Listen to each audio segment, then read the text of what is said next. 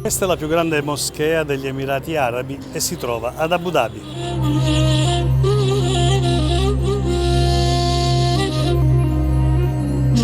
Costruita su un'area di oltre 12 ettari, la moschea, edificata dal 1996 al 2007, può ospitare fino a 41.000 persone.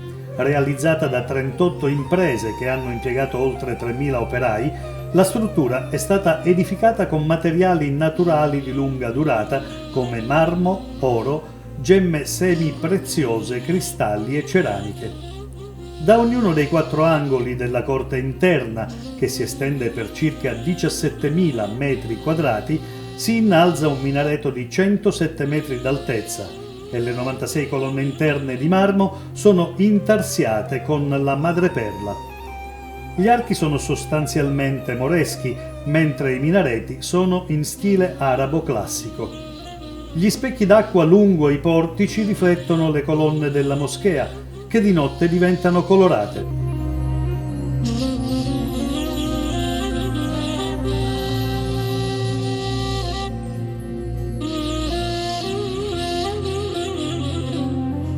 All'interno c'è, nella sala di preghiera principale, il più grande tappeto realizzato in Iran. Lo hanno realizzato 1300 artigiani che in 2 anni di lavoro hanno intrecciato circa 2 miliardi e 268 mila nodi, formando una misura di 5.627 metri quadri per un peso complessivo di 35 tonnellate.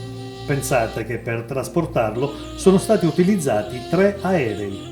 I lampadari sono stati realizzati con cristalli Swarovski e quello principale è il più grande lampadario al mondo presente all'interno di una moschea.